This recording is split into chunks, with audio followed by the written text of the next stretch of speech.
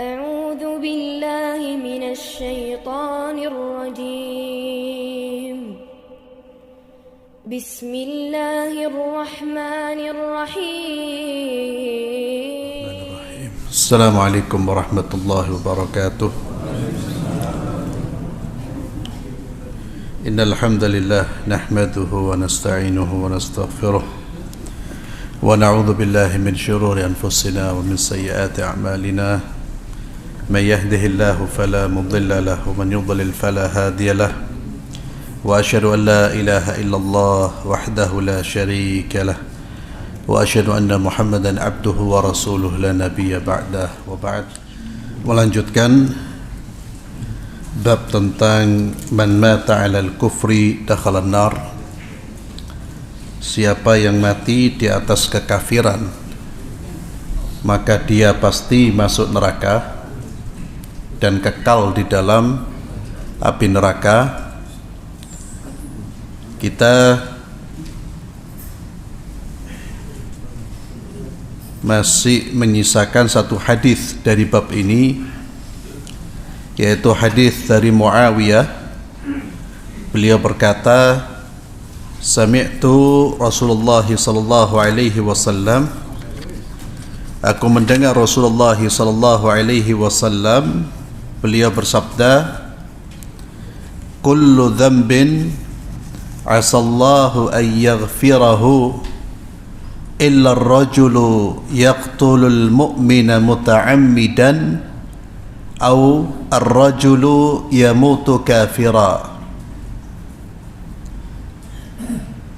Muawiyah berkata, aku mendengar Rasulullah sallallahu alaihi wasallam bersabda, semua dosa diharapkan akan mendapatkan ampunan dari Allah Subhanahu wa taala, kecuali seseorang yang membunuh seorang mukmin dengan sengaja atau orang yang mati dalam keadaan kafir.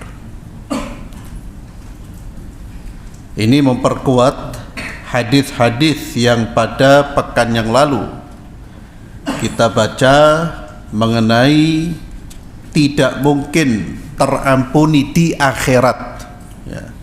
Tidak mungkin terampuni di akhirat orang-orang yang mati dalam keadaan musyrik atau kafir.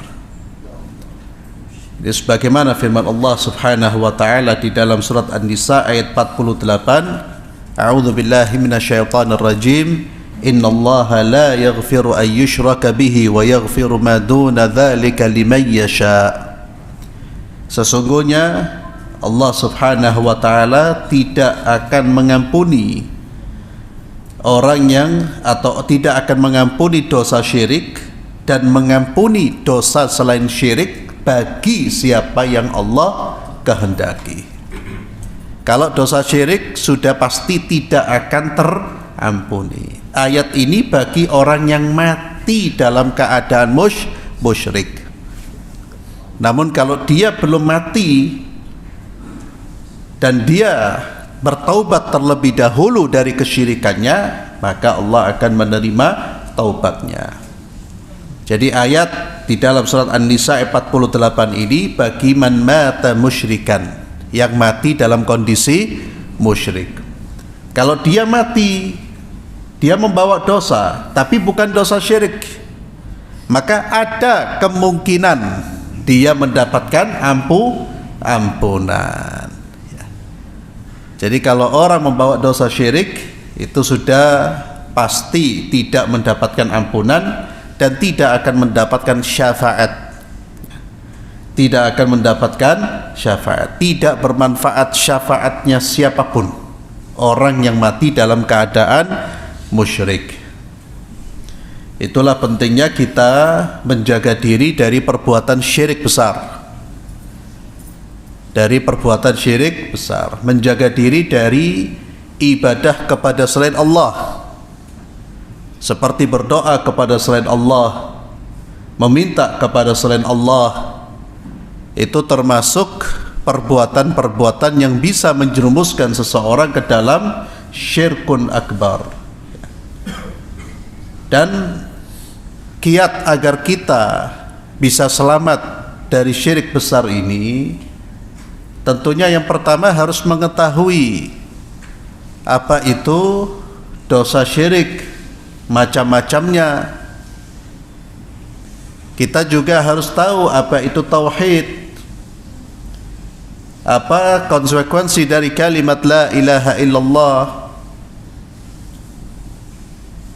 Tauhid adalah mengesahkan Allah dalam semua ibadah-ibadah kita. Semua yang kita lakukan dalam rangka mendekatkan diri kepada Allah harus kita tujukan dan kita niatkan dan kita persembahkan hanya untuk Allah. Perintah Allah untuk salat, maka kita salat hanya menghadap Allah, kepada Allah, niatnya karena Allah. Allah perintahkan kita untuk menyembelih kurban, maka kurban kita sembelih hanya untuk Allah, kepada Allah, niatnya karena Allah. Tidak boleh kita palingkan kepada selain Allah, dan seterusnya. Tauhid harus kita fahami dan amalkan. Syirik, menyekutukan Allah, harus kita fahami dan kita jauhi. Dan kiat juga agar kita bisa selamat dari perbuatan syirik besar, ya ikuti saja perintah-perintah Nabi. Apa yang Nabi perintahkan, jalankan. Yang tidak ada perintahnya, tinggalkan. Aman pasti. Ya, Anda pasti aman dari perbuatan-perbuatan tercela. Karena kunci keamanan itu ada pada ittiba'. Kita mengikuti apa yang diajarkan oleh Rasulullah SAW terkait dalam urusan ibadah. Ya, urusan ibadah. Urusan dunia kita boleh berkreasi, inovasi. Ya. Bahkan kita dianjurkan. Tapi kalau sudah urusan agama, urusan ibadah, ya tinggal mencontoh, titik. Tinggal mencontoh, ikuti saja. Itu paling aman, Pak. Aman, kita pasti selamat. Namun kalau kita tambah, kita buat kreasi yang tidak dilakukan oleh Nabi, kita lakukan, itu berbahaya. Bisa jadi perbuatan kita itu masih dianggap baik, bisa jadi sudah keluar dari koridor. Jadi kalau kita punya kreativitas, ya salurkan dalam urusan-urusan duniawi, Pak. Jangan urusan agama. Agama ini ittiba' saja, ngikut. Itu salah satu cara paling aman, termasuk aman kita dari perbuatan syirik besar. Terkadang orang melakukan hal-hal tertentu yang tidak diajarkan, akhirnya menjerumus, menyerempet, jatuhnya kepada perbuatan syirik. Jadi cara aman gimana? Ya ikuti apa yang diperintahkan oleh Nabi SAW. Ya, ibadah-ibadah. Dan itulah memang pesan Rasulullah SAW. Fa'alaikum bisunnati wa sunnatil khulafa'i ar-rasyidin al-mahdiyyin min ba'di. Kata Nabi, alaikum bisunnati. Hendaknya kalian berada di atas sunnahku. Sunnah itu artinya ajaran, jalannya Nabi. Ikuti saja. Ya, dalam semua aspek, sholatnya ya seperti Nabi. Kalau kita mau zikir ya zikir seperti Nabi. Mau apalagi, mau doa ya doa seperti Nabi. Ya ikuti saja. Insya Allah itu aman, Pak. Aman dari perbuatan-perbuatan yang bisa menjerumuskan kita ke dalam kesyirikan. Ittiba'. Karena bahaya sekali dosa syirik ini. Dan dosa syirik ini juga diingatkan oleh Nabi SAW akan menimpa umatnya. Jadi dosa ini bukan dosa yang tidak akan menimpa umatnya. Maka Nabi berulang-ulang mengingatkan kepada sahabat-sahabat Rasulullah SAW. Itulah salah satu hikmah mengapa Nabi Allah Ibrahim berdoa kepada Allah, wajnubni wa baniya an na'budal asnam. Nanti ada di antara umat beliau dan umat Muhammad SAW yang menyembah kepada selain Allah. Ya, sonamnya mungkin bukan berhala, tapi dalam bentuk yang lain, yang diibadahi, ya, yang diserahkan seluruh makna ibadah kepada makhluk tersebut. Ini bahaya sekali. Maka doa diantaranya itu juga salah satu kiat kita bisa terjaga dari syirik. Itu juga diajarkan oleh Nabi kita Muhammad sallallahu alaihi wasallam, Allahumma inni a'udzubika an usyrika bika syai'an a'lamu wa astaghfiruka lima la a'lam. Allahumma inni a'udzubika an usyrika bika syai'an a'lamu wa astaghfiruka lima la a'lam. Ya Allah, aku mohon ampunan. Allahumma inni a'udzubika an usyrika. Ya Allah, aku berlindung kepadamu dari melakukan perbuatan syirik. Allahumma inni a'udzubika an usyrika bika a'lamu wa astaghfiruka, dan aku mohon ampunan kepadamu dari dosa syirik yang tidak aku rasa atau tidak aku ketahui. Jadi minta dihindarkan, dijauhkan, dan minta ampunan kalau kita melakukan dosa syirik yang kita tidak sadari. Ini salah satu kiat, ya, doa. Maka kalau kita simpulkan, ya belajar, termasuk belajar ilmu agama.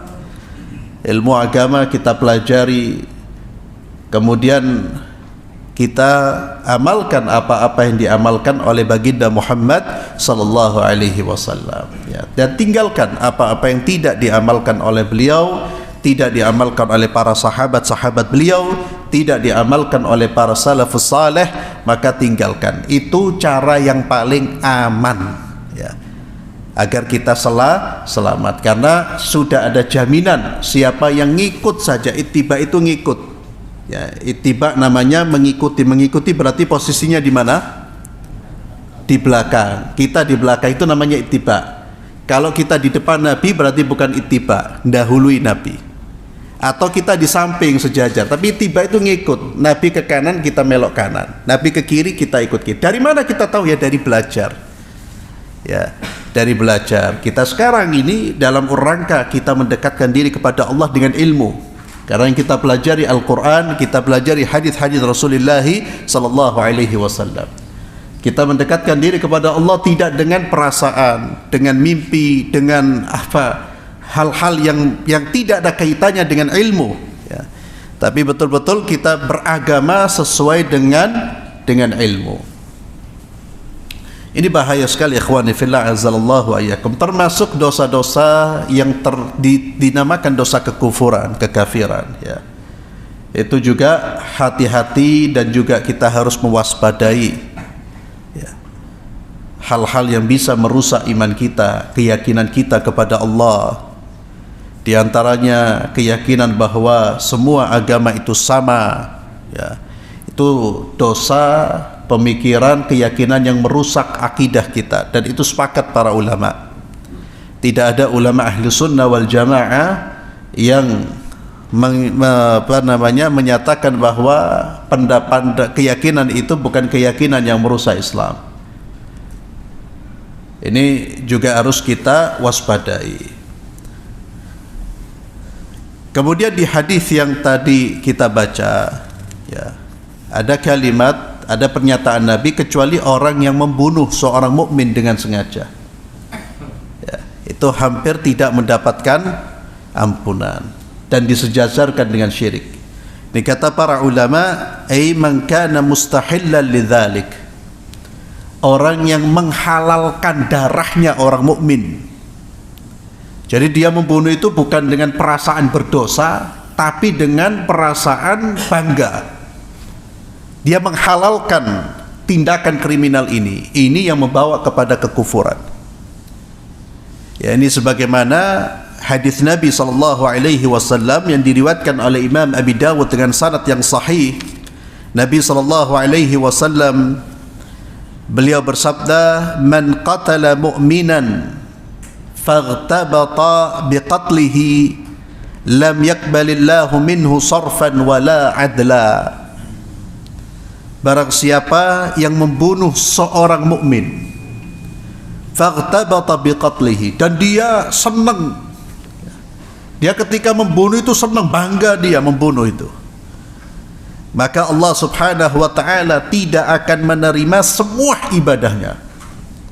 lam yakbalillahu minhu sarfan wala adla. Yang sunnah tidak diterima, yang wajib pun tidak diterima. Maka hadis ini dibawa kepada pengertian itu. Pengertian apa? Bahwa orang membunuh yang tidak diampuni, yakni mereka yang menghalalkan darah orang beriman. Itu berat sekali ikhwani fillah, membunuh orang, menyalirkan darah satu mukmin itu sangat-sangat berat itu. Itu kalau tidak bertaubat kepada Allah Subhanahu wa taala dengan taubat yang sungguh-sungguh, maka sudah tertutup pintu baginya untuk dimaafkan oleh Allah Subhanahu wa taala. Kalau dia menghalalkan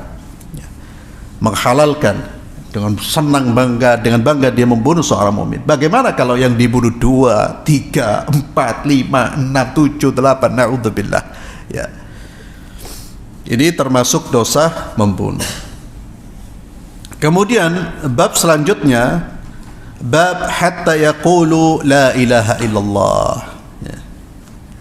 Sampai mereka mengucapkan kalimat la ilaha illallah, yakni kemusyrikan itu hilang dengan ucapan apa? Kalimat la ilaha illallah. Orang musyrik yang dulunya penyembah berhala, kemudian dia mengucapkan kalimat tauhid, dia mengucapkan syahadat, maka secara zahir dia dihukumi muslim. Allah Azza wa Jalla berfirman di dalam surat Al-Anfal ayat 39, A'udzu billahi minasyaitonir rajim, wa qatiluhum hatta la takuna fitnatu wa yakuna ad-dinu kulluhu lillah. Dan perangi mereka, kata Allah. Mereka di sini siapa? Orang-orang musyrik. Sampai tidak ada lagi fitnah. Dan perangi mereka sampai agama ini semuanya milik Allah Subhanahu wa ta'ala. Fitnah di dalam ayat ini, kata Abdullah bin Abbas, asyirik, kesyirikan. Qala Ibnu Jurayj, beliau berkata, yang dimaksud hatta la takuna fitnah, agar tidak ada fitnah lagi, yakni agar tidak ada perbuatan yang menyebab atau agar tidak ada gangguan terhadap agama orang-orang beriman, agar tidak ada yang menfitnah seorang mukmin dari agamanya, agar tidak ada paksaan, tindakan permusuhan terhadap orang-orang mukmin. Itu fitnah yang harus dilenyapkan. Maka di dunia ini tidak boleh ada kekuatan yang menghalang-halangi orang Islam untuk menyembah hanya kepada Allah Subhanahu wa ta'ala. Kalau ada penghalang-penghalang itu, maka penghalang itu harus disingkirkan. Harus disingkirkan. Karena hak kita sebagai seorang manusia, hamba Allah, hak yang pertama, hak asasi manusia yang pertama bagi umat Islam itu apa? Ibadatullahi wahdah. Hanya menyembah kepada Allah. Tidak ada siapapun yang boleh menghalang-halangi kita untuk menyembah Allah Subhanahu wa ta'ala. Maka ketika orang-orang musyrik di zaman Rasulullah sallallahu alaihi wasallam, mereka berupaya untuk memadamkan cahaya Allah, untuk melenyapkan kekuatan Islam, maka Nabi dan para sahabatnya diperintahkan untuk melawan dan untuk memerangi mereka sampai tidak ada sisa lagi kekuatan mereka. Perangi terus. Kenapa? Karena mereka terus ingin memerangi umat Islam. Ini ayatnya, waqatiluhum hatta la takuna fitnah. Sehingga tidak ada lagi kesyirikan yang berkuasa, yang menekan umat yang bertauhid kepada Allah Subhanahu wa ta'ala. Wa yakuna ad-dinu kulluhu lillah. Karena memang hidup ini, Pak, tujuannya apa? Tujuan kita hidup, tujuan Allah menciptakan manusia, ibadatullah. Ibadah hanya kepada Allah. Tujuan hidup kita bukan makan, minum. Itu wasilah. perantara agar kita bisa hidup untuk ibadah. Jadi jangan disingkirkan tujuan utama kita. Maka jangan perang gara-gara soal yukulan, Mbak. Gara-gara soal makanan, soal ini, waduh perang. Tapi urusan agama nggak ada ghirah, kecemburuan. Ya. Nabi SAW itu mengangkat pedang kapan? Ketika agama sudah ditekan.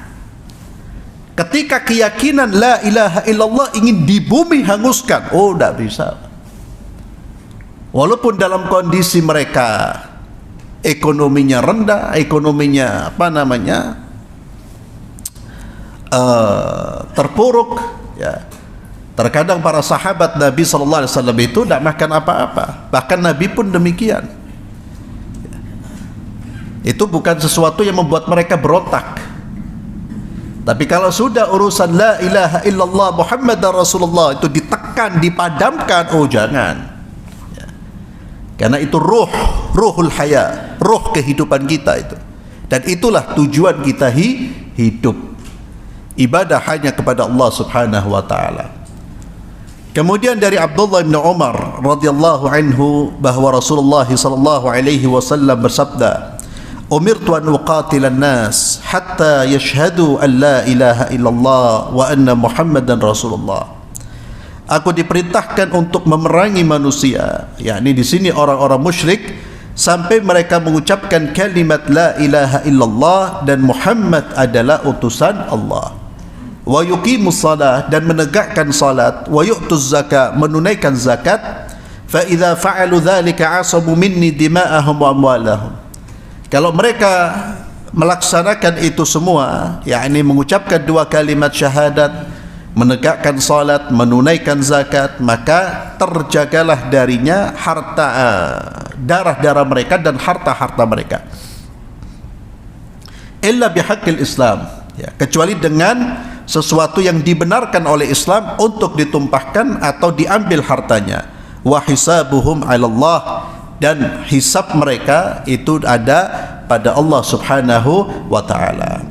Hadis ini tentunya jangan sampai kita salah memahami bahwa hadis ini memberikan dukungan atau dorongan kepada kita untuk membunuh semua orang yang tidak syahadat. Lah. Hadis ini harus ditempatkan pada konteksnya. Hadis ini diucapkan oleh Nabi menghadapi orang-orang musyrik yang memerangi umat Islam. Karena ada sebagian orang yang salah memahami hadis ini, lalu mereka mengumumkan perang terhadap semua orang kafir. Pokoknya orang kafir dibunuh. Ya. Ini salah satu bibit atau salah satu penyebab, ya, salah satu penyebab timbulnya tindakan-tindakan teror yang dengan makna yang sesungguhnya, bukan makna ala barat, tapi makna yang sesungguhnya, membunuh orang yang tidak boleh untuk dibunuh, itu karena salah dalam memahami ayat-ayat Al-Quran dan hadis-hadis Nabi SAW yang terkait dengan jihad fi sabilillah. Termasuk yang sering disalahfahami hadis ini, diterjemahkan tanpa melihat konteksnya apa. Semua ayat perang itu muncul karena konteks tertentu. Konteksnya apa? Ya perang. Maka muncul ayat-ayat perang. Namun ketika tidak ada perang mengangkat senjata, jangan menggunakan ayat-ayat ini. Ya. Bukankah Islam membolehkan seorang muslim menikah dengan ahlul kitab? Itu jelas sekali. Ya. Kita diperintahkan untuk berbuat baik kepada mereka. Jadi harus ditempatkan pada tempat-tempatnya. Jangan difahami tanpa memperhatikan sebab-sebab turunnya ayat. Tanpa memperhatikan konteks ayat itu turun, itu berbahaya. Maka hadis ini terkait dengan orang-orang musyrik yang memerangi siapa? Rasulullah SAW. Aku diperintahkan untuk memerangi mereka. Ya. Namun mereka tidak memerangi kita, tidak boleh kita perangi. Tugas kita adalah berdakwah, mengajak, ya, menunjukkan keindahan Islam, kebaikan Islam. Tapi kalau sudah ada orang siapapun yang mengangkat senjata untuk memerangi Islam, kita wajib memerangi mereka. Maka orang-orang yang berbuat syirik kepada Allah, yang tidak punya agama, ketika mereka sudah syahadat la ilaha illallah Muhammadar Rasulullah dan menegakkan salat, menunaikan zakat, ya, ini juga menjadi dalil bagi ulama yang menyatakan bahwa kalau orang itu sudah syahadat tapi tidak mau salat, dia dieksekusi, dihukum mati. Karena di dalam hadis ini Nabi mengatakan hatta yashhadu an la ilaha illallah wa anna Muhammadar Rasulullah wa yuqimus salata wa yu'tuz zakah. Ya. Ini pendapat sebagian, dan setelah saya sampaikan tentang hukum orang yang meninggalkan salat, itu ada dalam pembahasan fikih. Ya. Kemudian hadis ini memberikan penjelasan kepada kita bahwa tidak boleh menumpahkan darah dan merampas harta orang-orang yang sudah mengucapkan dua kalimat syahadat, sekalipun dulunya dia memerangi Islam, sekalipun dulunya dia memerangi Islam. Namun kalau dia sudah bertaubat, dia sudah mengucapkan dua kalimat syahadat, menunaikan salat, menegakkan salat, menunaikan zakat, maka tidak boleh darahnya ditumpahkan. Tidak boleh dengan alasan, oh dia itu hanya pura-pura, dia itu masuk Islam hanya untuk melindungi. La. Maka kata Nabi SAW, wa hisabuhum 'ala Allah. Biarkan urusan hatinya dia, dorongan dia masuk Islam, urusan Allah, bukan urusan kita, Pak. Nahnu nahkum bidh-dhawahir wallahu yatawalla sarair. Kita ini hanya menghukumi manusia secara zahir. Jangan pernah menghukumi soal niatnya orang. Apa faktor? Jangan pernah, hatta itu musuh Anda. Hati-hati. Ya. Anda tidak senang dengan seseorang, ya, taruhlah zaman sekarang mungkin lawan politik, lalu dia umroh, iki umrohnya pura-pura ini. Hati-hati, Pak. Itu bisa menggugurkan amal kita, itu ucapan itu, Pak. Oh iki jangan pernah bicara soal niat. Itu harus kita catat. Dan itu kalimat yang paling dibenci oleh Allah Subhanahu wa ta'ala. Ada seorang saleh, baik, salat, taat, namun syaitan tahu cara menyebabkan orang ini masuk dalam neraka dari emosinya dia. Masuk melalui situ, Pak. Dibuatlah dia mengatakan kata-kata yang membuat Allah murka. Dia mengatakan kepada kawannya yang selalu berbuat maksiat, Allah tidak akan ngampuni kamu. Gara-gara pekel, tahu pekel, Pak? Apa? Mangkel podoh, marah, ya. Dia melihat kawannya diberi nasihat, tidak mau nurut. Setan tahu model orang kayak gini masuknya apa? Masuknya lewat emosi, kurang ilmu. Dia mengucapkan kata yang di akhirat Allah memasukkan orang yang di dalam neraka, kawannya dimasukkan ke dalam surga. Dia punya kata-kata, Pak, seolah-olah kawannya ini munafik, kafir, dan seterusnya. Maka Nabi mengingatkan kepada kita, hisabnya nanti, urusan hisab, hitung-hitungannya nanti, urusan siapa? Allah. Kita hanya memperlakukan manusia secara zahir, muslim, khalas. Ya. Dan ini terjadi di zaman Rasulullah SAW. Salah seorang sahabat yang di medan perang, ya. Bayangkan, ini di medan perang. Sudah adep-adepan dua orang, si musuh musyrik ini terdesak, dia mengucapkan kalimat la ilaha illallah, dibunuh. Marahnya Nabi SAW dengan kemarahan yang luar biasa, Pak. Karena bagi Nabi, darahnya manusia yang sudah mengucapkan la ilaha illallah itu sangat luar biasa, harus dijaga betul-betul. Bahkan sampai sahabat ini, dan kata-katanya, alasan beliau sahabat ini bisa masuk akal, Pak. Karena posisinya apa? Terdesak, duel. Dan ini posisi terdesak, lalu tiba-tiba dia mengucapkan kalimat la ilaha illallah. Ya Rasulullah, dia mengucapkan kalimat itu, kata sahabat. Dia mengucapkan kalimat itu, ya Rasulullah, untuk melindungi dirinya. Apa kata Nabi SAW? Perhatikan. Asyaqaqta qalbahu, kau sudah belah hatinya dia. Ini peringatan buat kita, hati-hati. menilai orang dengan penilaian yang seolah-olah dia sudah keluar dari Islam, itu berat sekali di dalam Islam. Jangan pernah menilai orang dan jangan pernah menilai niatnya orang. Ya. Kita hanya kata Nabi sallam, wa hisabuhum 'ala Allah. Maka nahnu nahkum bidzawahir, itu kaidah, Pak. Ya, kaidah itu. Nahnu nahkum bidzawahir wallahu yatawalla as-sarair. Kita ini hanya bisa menghukumi manusia secara zahirnya. Bas, dia salat muslim dia.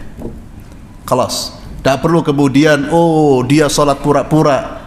Kita berarti sudah menjadi apa? Menjadi Tuhan. Seolah-olah kita sudah mengetahui batin dan zahirnya. Alimul ghaibi wasyahada itu hanya Allah Subhanahu wa taala. Alimul ghaibi wasyahada wallah. Ya. Jangan menjadi Tuhan. Maka orang sudah syahadat, tunaikan salat, zakat, khalas dia muslim. Ya. Kecuali dia boleh kemudian digugurkan haknya, atau digugur harta dan darah yang terjaga tadi, artinya sudah tidak terjaga lagi, boleh dieksekusi, darahnya ditumpahkan bihaqil Islam. Kalau dia melakukan perbuatan-perbuatan yang memang Islam menjadi saksi bahwa perbuatan itu harus mendapatkan sanksi, ditumpahkannya darah atau diambil hartanya. Contohnya apa perbuatan yang menyebabkan ditumpahkannya darah seseorang? Contohnya apa? Membunuh. Ya. Orang yang membunuh dengan sengaja, maka dia dibunuh, dieksekusi, Pak. Termasuk juga para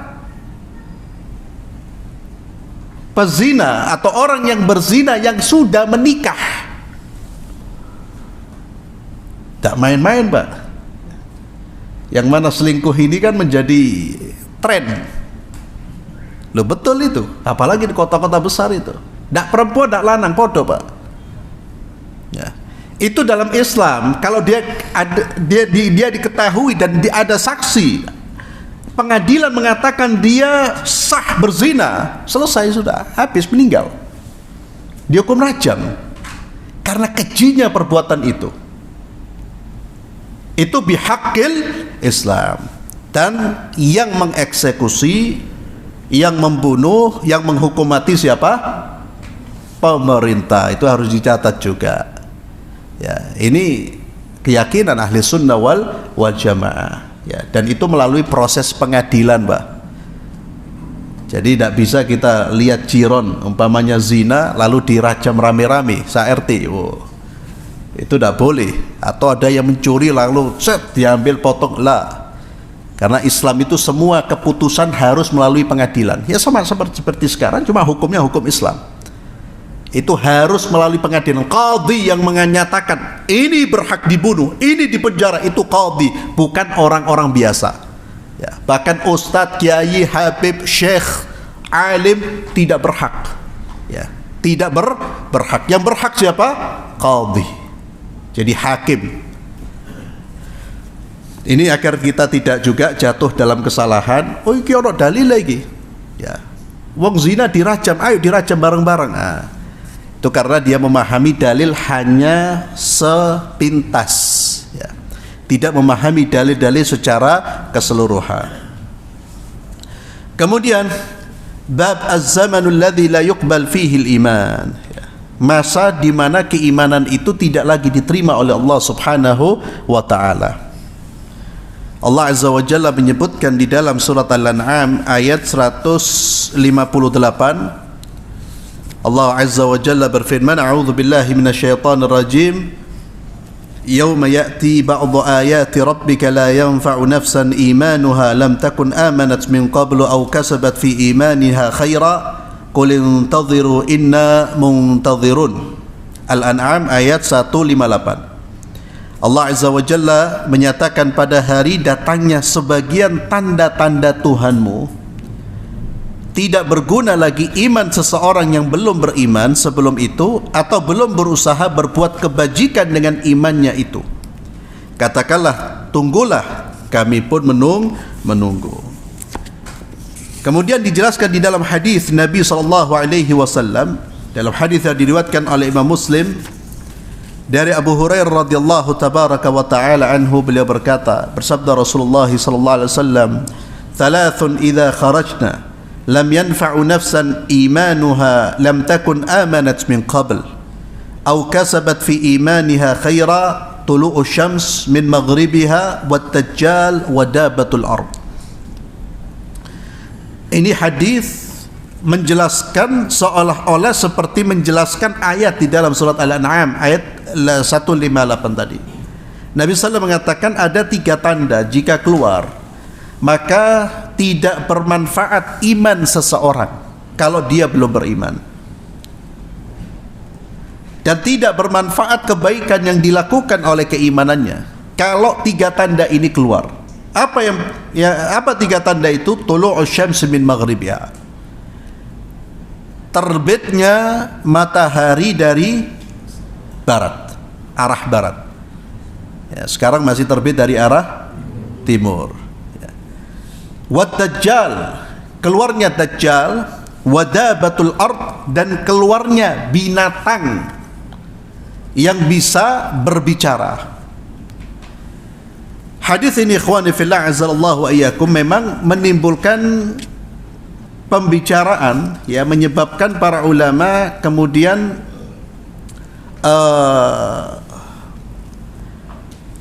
memberikan penjelasan, ya, secara lebih panjang. Kenapa?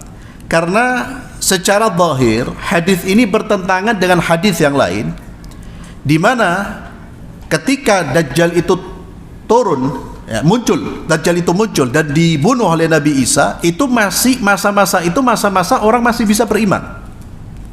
Tapi di sini dikatakan sudah tidak beriman. Ya.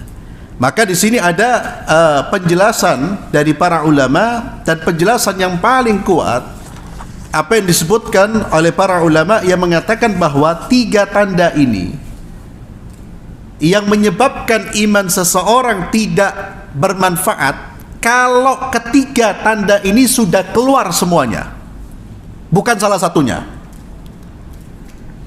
Jadi kalau hanya Dajjal turun, maka masih ada kesempatan.